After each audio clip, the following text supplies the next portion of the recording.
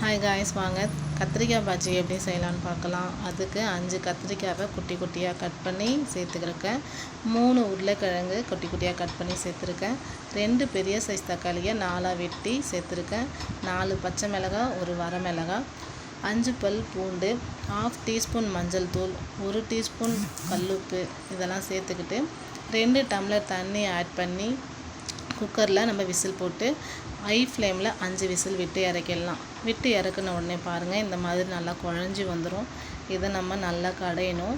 மத்து இல்லைன்னா ஸ்மேஷர் எதனா ஒன்று வச்சு இந்த மாதிரி கடைஞ்சிங்கன்னா அது நல்லாவே கடைஞ்சி வந்துடும். இதுக்கு நம்ம பருப்பு ஆட் பண்ணவே தேவையில்லை. இதோட ஸ்பெஷாலிட்டி என்னென்னா, நம்ம பருப்பு இல்லாமல் இந்த சாம்பார் வைக்கிறது தான் இதோட ஸ்பெஷாலிட்டி. இந்த மாதிரி நல்லா கடைஞ்சி எடுத்துட்டு ஒரு தாளிப்பு கரண்டியில் கடுகு உளுத்தம்பருப்பு போட்டு நல்லா தாளிச்சிட்டு வேணும்னா நீங்கள் கொஞ்சமாக கருவேப்பிலை ஆட் பண்ணிக்கலாம்.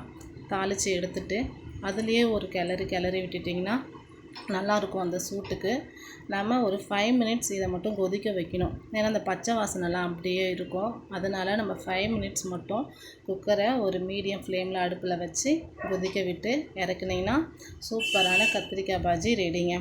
இதை நம்ம இட்லிக்கும் யூஸ் பண்ணிக்கலாம், தோசைக்கும் யூஸ் பண்ணிக்கலாம், ப்ளஸ் நம்ம சாதத்துக்கும் யூஸ் பண்ணிக்கலாம். சுட சுட இட்லியில் இதை சாப்பிடும்போது டேஸ்ட் அவ்வளோ பிரமாதமாக இருக்குங்க. ட்ரை பண்ணி பாருங்கள். ட்ரை பண்ணி பார்த்துட்டு கமெண்ட்டில் எப்படி இருக்குன்னு எனக்கு சொல்லுங்கள். தேங்க்யூ.